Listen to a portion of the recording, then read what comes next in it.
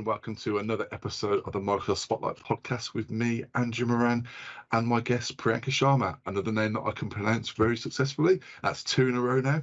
And unfortunately, I'm having some right technical issues today, so I have to bodge my video and my audio together, even though I just recorded a podcast episode just 20 minutes ago. My PC decided to die on me, but hey-ho, it is what it is. We roll with it.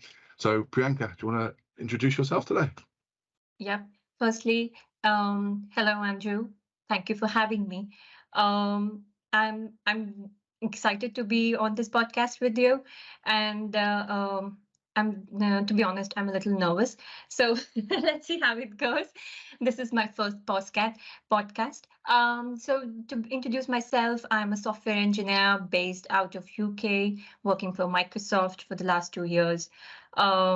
I started my career with Microsoft, then moved to Goldman Sachs with the financial industry, and took a career break, and then full circle back to Microsoft. So it's been like a full circle to in my career journey. Have been a techie throughout.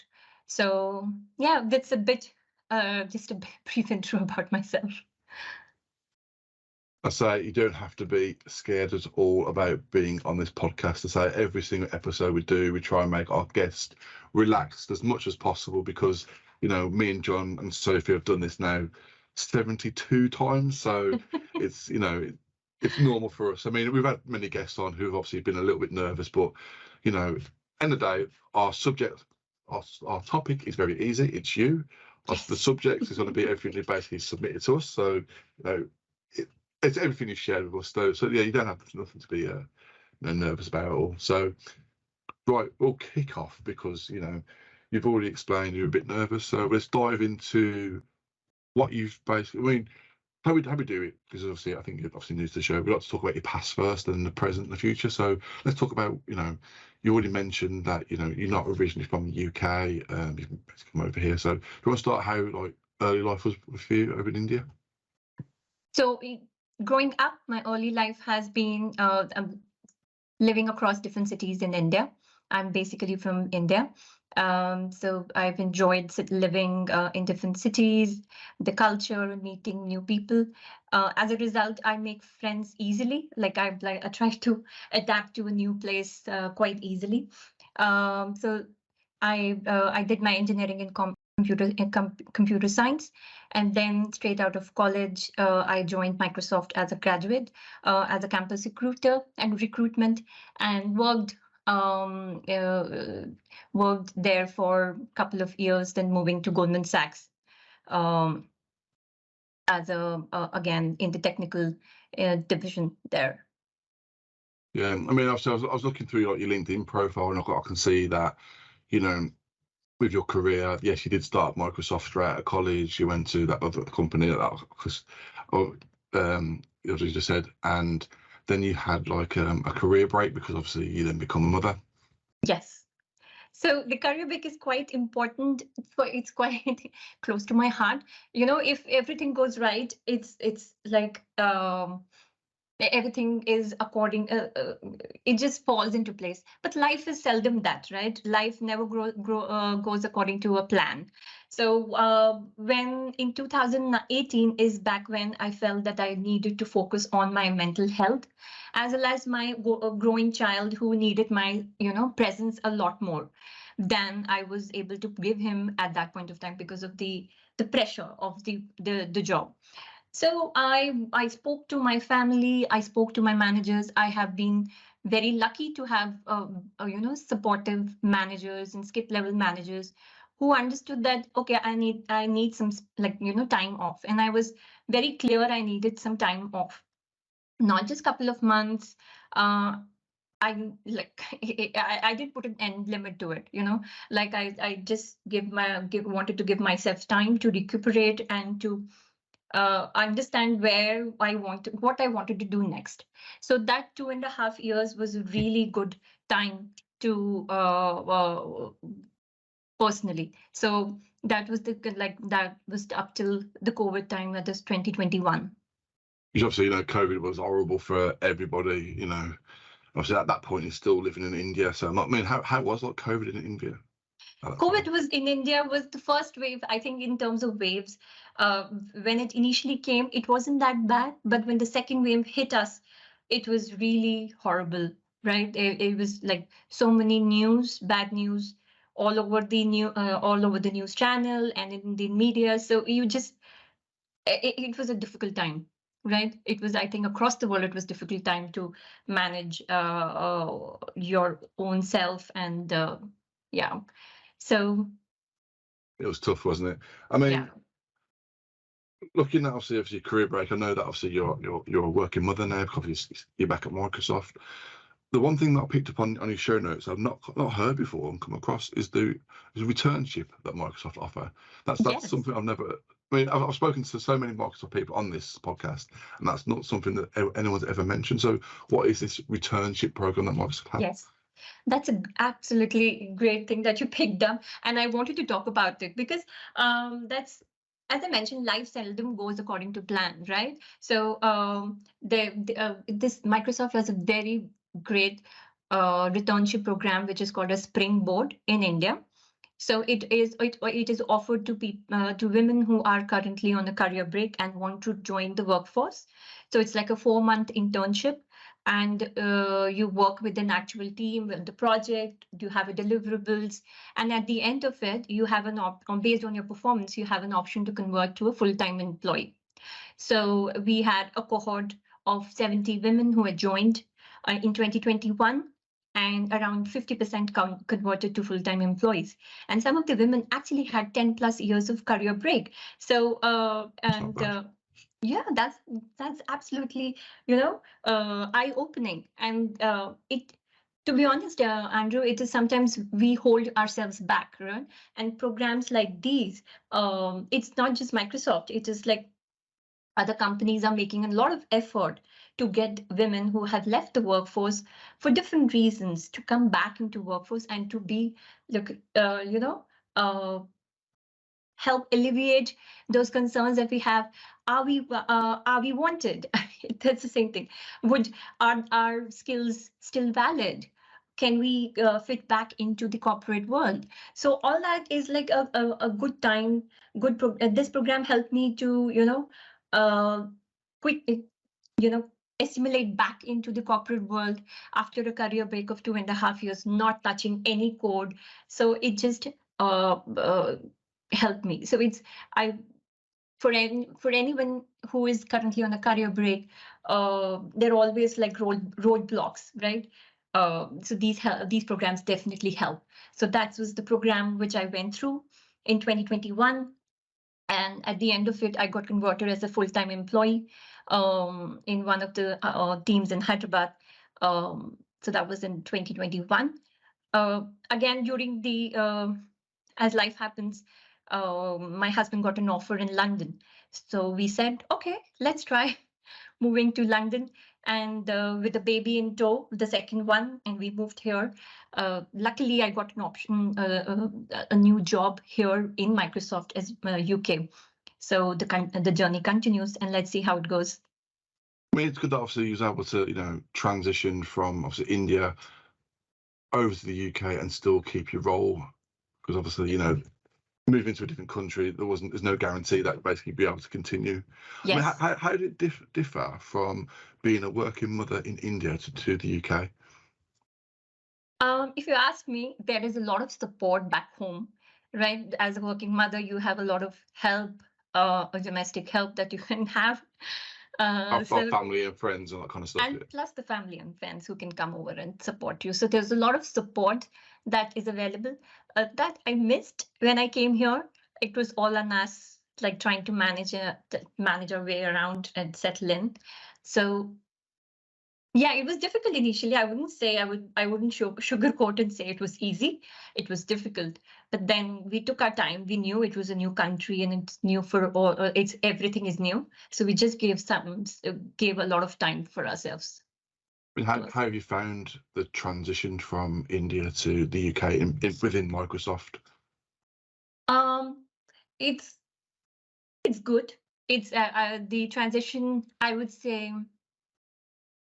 the number of nationalities the people of nationalities I've met here in UK is amazing. It's mind-boggling. I've met and interacted with people who are like colleagues who are from Egypt, UK, US, and Brazil, and so on and so forth. It's just mind-boggling. It's for me. The important part of any job is people, right? It's the people who you work with, and that is an important part for me. So, and the transition was. I'm a person who is open to transition. I try to adapt to it. So I took it in a positive way. This is that okay. You made the change and you have to be open to change. So I took the transition in the positive way. Yeah. So what kind of support did you get from Microsoft UK since becoming like a working mother within the organisation? Because I've spoken to obviously many different women from the UK that work for Microsoft UK, but how did it differ for yourself? What did you feel was good, what was bad, and what could be done differently? I actually, most of my maternity was in India. So there we have around 6 months of paid maternity, right? Of full pay and an option to extend 3 months more. So in that case, that was like a very good support from Microsoft, which I had in India. And when I transitioned and moved at the end of, so when I joined my new role here in UK, it was at the end of my maternity. So it just flew, it just transitioned quite easily in that way. And in terms of when I joined, I was quite open and apprehensive that I'm a new mother. I explained that to my managers, and that I'm a new mother. I need this flexibility, and my managers have been supportive in that way. That okay, there is an understanding that okay, as a new mother, new to country. I needed an extra bit of flexibility. So I was fortunate to get that.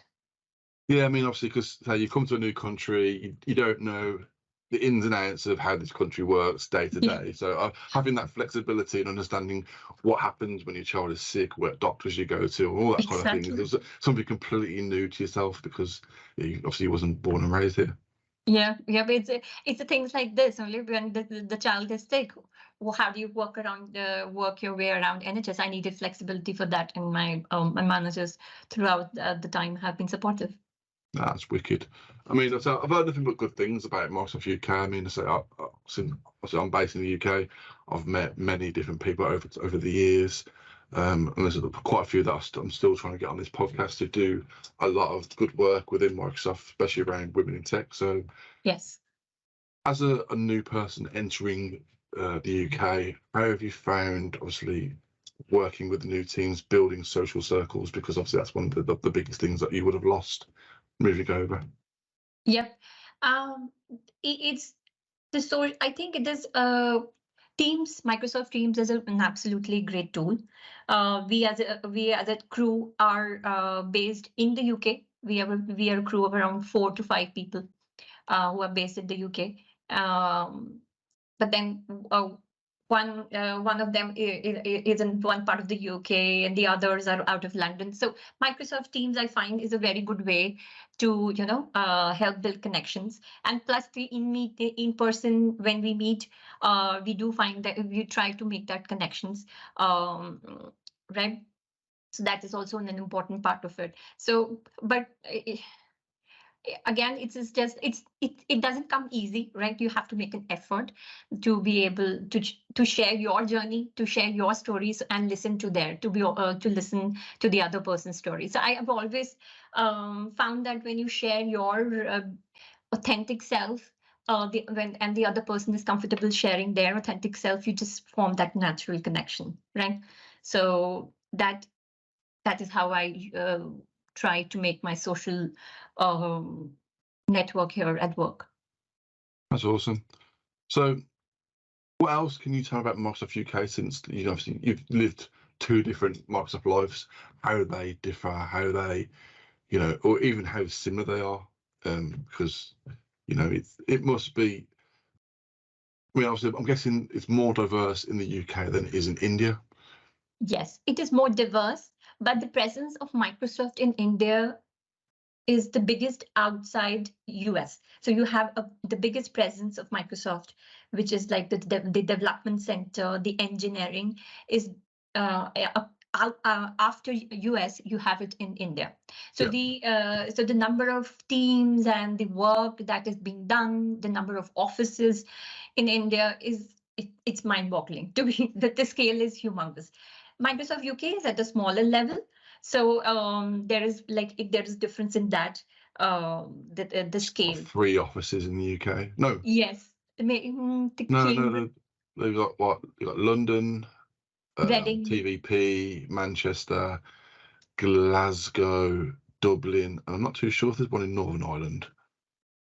Yeah. So, and the presence is not that isn't the headcount isn't that much. So in terms of India, it's a lot more a bigger presence outside of US. So that is one of the difference which I felt.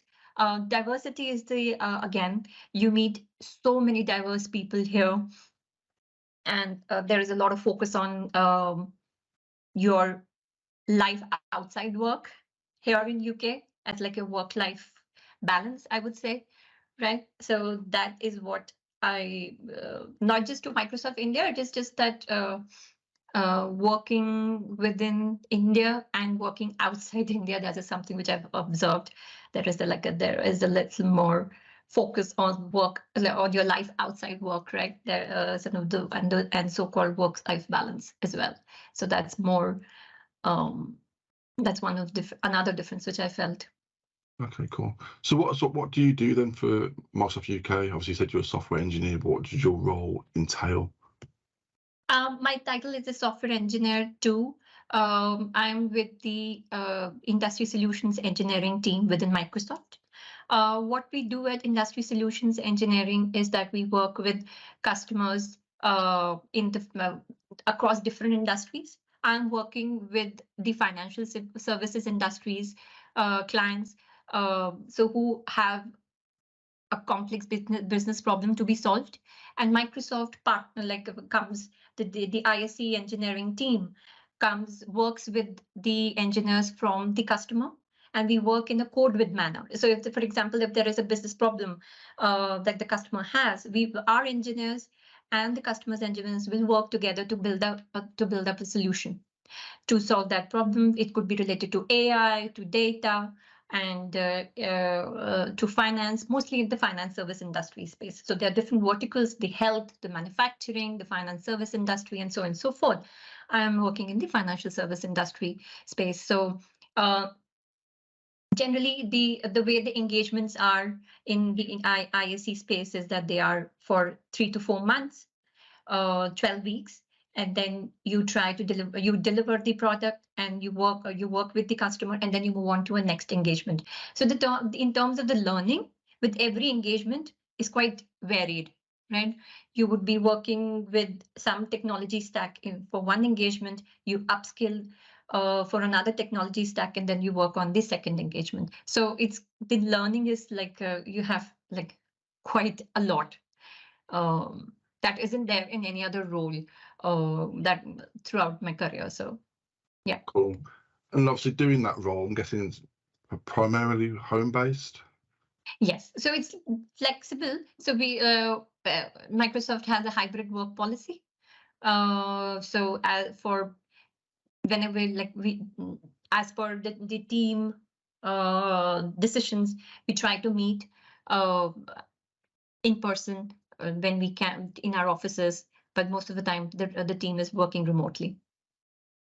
Awesome. So how does that work with obviously childcare doing your particular role? The childcare, to be honest, Andrew, me and my husband have been working from home, and we have been managing our child, the little one, at home. He has been docile till now, but that's going to change soon because he's hitting 2, and is it not the troubling 2s that hits? So we are going to revisit the childcare arrangement soon and see how that works going forward. But up till now, touch with it has worked fine. Good. So obviously we spoke about your early career, your present day. So what do you want to achieve within your IT career, and where do you see yourself going? I've thought about it, Andrew. I think I feel strongly about helping women across who are in career break. Sometimes during my career break I read this book. My sister recommended me this book from Sheryl Sandberg, Lean In. And when I read it, it just so many things resonated with me, like how as a woman you are holding yourself back, you put restrictions on yourself. So I feel that if I can make some way of helping other women who are on a career break and want to return to workforce, if I can help some way, and that would be like that would really be good. So I try to find opportunities to do that. Let's see how that goes. That's one of the things which I want to achieve. To set, to set an example, not an example, but it's just that it can be done. When you see the representation matters, doesn't it? So that is what I want to achieve. Yeah, I remember seeing a while ago a post from a woman that I know at Microsoft, Tina Shepherd. She put a post up on LinkedIn and says Microsoft allows her to focus a small time each week on diversity inclusion, and her passion is for those new moms heading out on the maternity leave and also return back to Microsoft and thrive. So she set up like a whole parent club, like a new parent club. So across 60 babies, I basically received like a Microsoft baby girl saying that we are family. I mean, probably that's something that obviously you can look at, probably get involved with Tina. If there's anything you can support as a a woman that's basically experienced being on a career break, going through that maternity period, and then returning back to the workforce. That's a good that's a good suggestion, Andrew. Actually, I was part of a similar mentoring program in Goldman when I had my first one. So I mentored the new mothers who were coming back to Goldman Sachs. But I think that is a good thing. I should try to learn more about the mentoring, new mother mentoring session program that you mentioned. I mean, I think a lot of organisations nowadays do have a lot of good support for women that basically want to return to the workplace. But then I think also as well, if you look at women that are wanting to, who've finished maternity leave or want to basically go into a new role, one of the biggest challenges is job description. Yeah. When you look at that job description going, well, is it flexible for, my childcare? Is it flexible for me for being at home when obviously you need to be? I mean, I think a lot of work has to be done more around that, and the wording needs to be correct. I know in my organisation, Fujitsu, they've done a lot more with our job descriptions to try and make them as inclusive as possible. So there's a whole new template that's been released. I was reading through it just the other day. But yeah, I mean, how do you see we can get more women back in the workplace who are young mothers that who want to work and not just basically be at home? I think more and more of what we are doing, as you mentioned, one aspect is having the job description being more inclusive about the flexibility and so on and so forth. The other, what I feel strongly is about these programs to I'm not sure whether there is a similar program of a returnship here in UK. I have to probably search more about it. That such programs are really helpful if you have them out on LinkedIn. Say we are looking for people for women who are on career break and who want to return. It's like I think there would be a lot more takers for it, don't you think? So each programs like these slowly when you get, if you see it on LinkedIn, initial hesitation will always be there. But given that the premises, it is for people, for women who are on a career break, so they would be, encouraged, and they would have that. Okay, let's apply and see. So I think it's like continue on the path as but having more programs like these at the corporate level to show that okay, women are welcome back into the workforce. That is most important thing, that our values, our skills are valued, right? That even though the skills might be outdated, but the skills can be, new skills can be achieved, like they can be attained. It's not a difficult thing.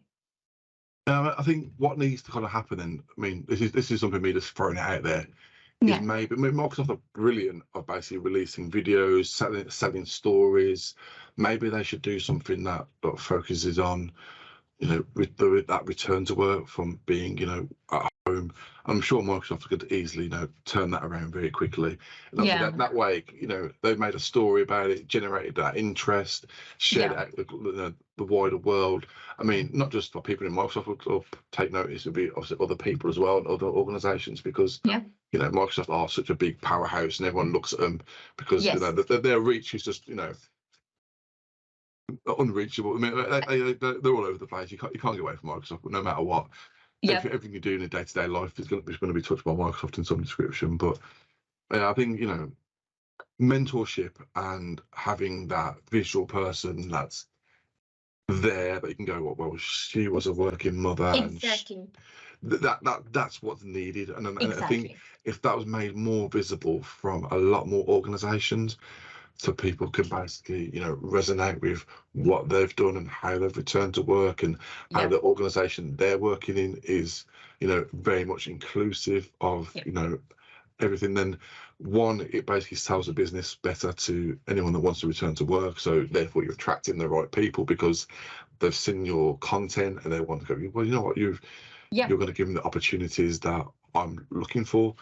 And then two, you're getting someone that, the organisation is basically getting someone that wants to work, that wants to be there and wants to be involved.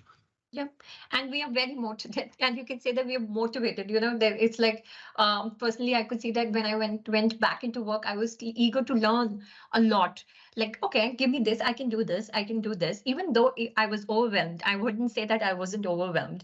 But then it's as you said, I completely agree with it. You need to have someone you can see that you can resonate with and say that I can do this if she's done it, or if they have done it, why can't I? So it would just be a ripple effect of more and more women coming back into work. Yeah, and so I'll say over and over and over again, and I'm sure I said it on the last episode that did an hour ago, that mentorship and having that key person there, because I had a mentor that gave me the kick up the arse that I needed, is important in anyone's career, no matter where you are, whether you're at the very start or in the very middle of your career. If you've got that right person that's there pushing you in the right direction, you're going to succeed. You're going to basically achieve what you are set out to do. Yeah. That is important. Yes, definitely. So I'm going to throw some questions out there. So I mean, we do this a lot in our podcast. So in your career, obviously you've had that career breaks and everything else. What was the most challenging time in your career, and how did you overcome it? The challenging time, I would say, coming back from the career break, it was personally and professionally. Right, personally, I had to, train my mind to say that no, I can do this. It is not unachievable, it is doable. So to train myself, that was personally, that was difficult. Yeah, it was peak of COVID. Everybody was at home, and so the whole personally and mentally, that was the most difficult part I have done throughout my career. And professionally as well, when I joined back, as I mentioned earlier, it's picking up. I was assigned to a team who was already working on a project, so picking up things, picking up new technology, making sure that I'm showing some progress. So that 4 months were the most challenging bit, but I enjoyed.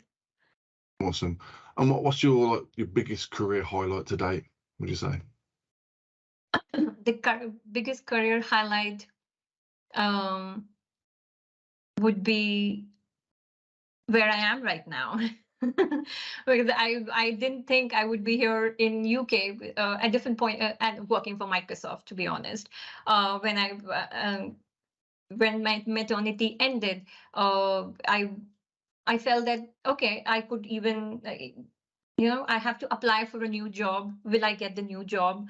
So all those things are crept back again. But then with the support of my family, and I said, no, I can do this. I applied for a job, gave the interviews again for Microsoft UK role, and I got it. So again, yeah, the career highlight is where I am right now. Well, that's perfectly fine. I mean, you know, I think joining Microsoft, obviously being there, obviously from the very start of your career, and then having to, move from the Microsoft India to the UK, and all them different challenges that you've had, and obviously to be where you are today, and still in a similar role is obviously very important. So another question for you, which one I like to ask everybody, because I do like hearing the answers. So if you had a time machine and could go back and speak to your younger self, what advice would you give her? I would give my younger self the advice that it's okay, things fall into place, but always believe in yourself. Yeah, I think that's one we've heard a lot, because you got to have that faith in yourself, because if you don't back yourself to go out there and achieve, then you're not going to succeed, are you really? So yeah, you need to make sure that whatever you do, and I said it in the last episode, you're basically doing it for yourself, because in the day, if you're happy within yourself, then yeah, nothing can stop you at the end of the day. Because then obviously you're happy yourself, your home life, work life, they're all going to fall into place. Then you can really push on and be the best version of yourself. Yeah, and and then I would also give another side advice that be open to more experiences. Like I've started doing it lately. That's saying yes to anything I can say, saying yes to this podcast, saying yes to the idea of writing a dev blog, the first dev blog I published, saying yes to a video on recruitment, which I published on LinkedIn a month back, which got a very good response. So yeah, saying yes. Good advice, isn't it? It's like sometimes you say, I don't think so, I can do it. It's like, can I say yes to this podcast? Then you just say no, and you miss out. So I've got into a habit of saying yes, and that's just it. I mean, this podcast came about because it was an idea that I had, before I even spoke to John, that I wanted to basically do a series where I was interviewing people, just talking about their careers. And then when I then met John, and then he spent literally a whole year of basically nudging me and filling up my inbox, going, "When are you doing the podcast? Can I be involved?" And it's like, you know what? Let's just do it. And then this has now spiraled into what it is. This is episode 72. We've done 3 speaking sessions together on this as well at the South Coast Summit. We've done quite a lot, and hopefully we'll continue making that social impact that people are going to recognise, because sharing people's stories is timeless, and I will say that phrase probably many times over again in this podcast, because your story is your story. It's not going to change.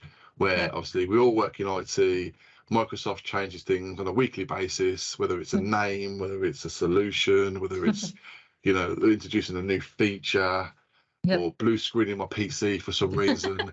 There's going to be a reason for it. Do you know what I mean? Though I think doing this podcast, I just I love speaking to more women in tech, and I do it in my day job, helping people in Fujitsu.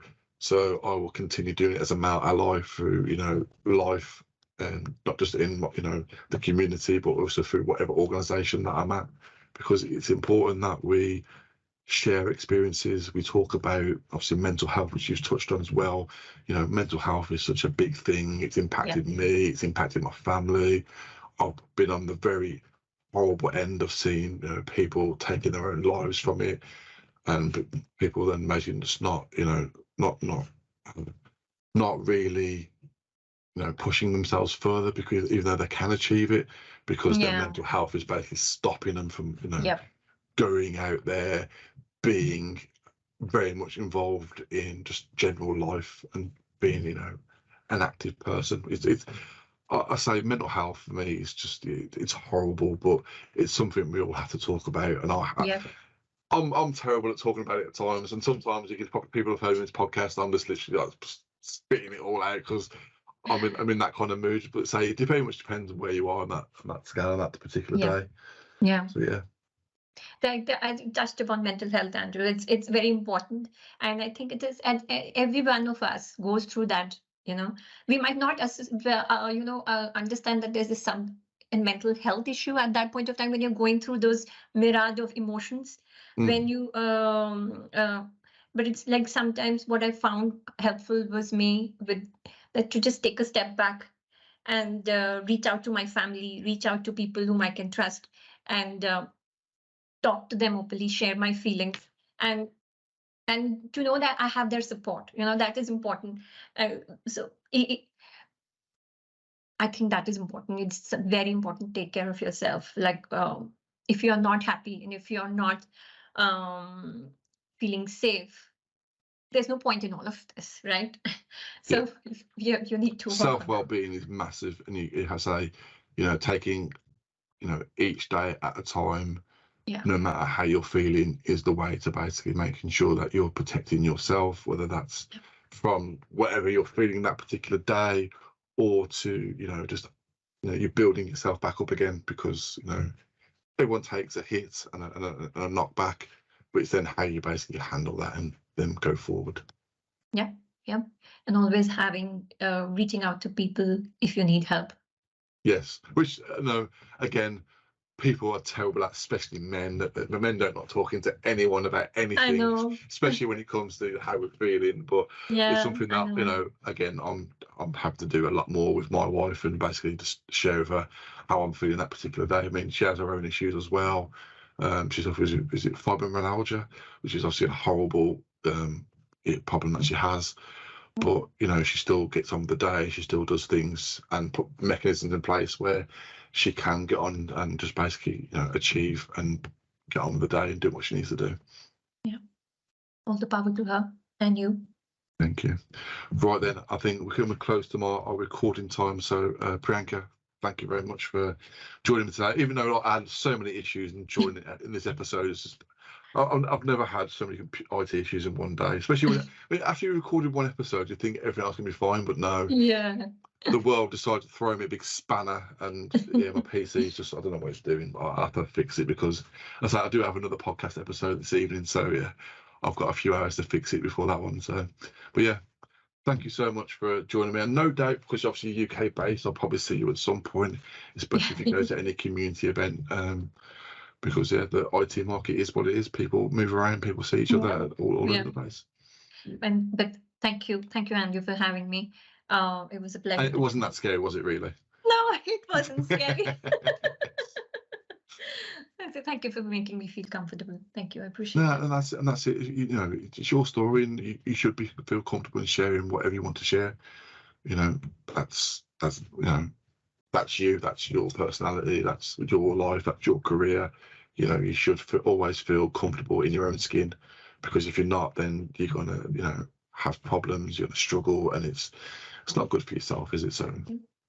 I have another thing. You could have a reverse podcast of interviewing you and your life, and as to why you came up with this idea. Like you could have another podcast interview for this. I think, to be fair though, I think if I literally went through all the 70 odd episodes and literally cut out every single bit of what I've done, it literally would be the same thing over and over again. John kept harassing me. John kept harassing me. John kept harassing me. But no, it's all good. I mean, we've built up a good relationship, and we've shared so many hours on this now, basically recording people's stories. So I absolutely love it, and it's opened doors for John. I mean, John's made quite a few friends out of this podcast who he spends a lot of time speaking to regularly. So it is what it is. I'm happy to keep doing this, and so is John, and obviously we have Sophie as well, who joins us when she can. But yeah, it's all good fun. I love just chatting away.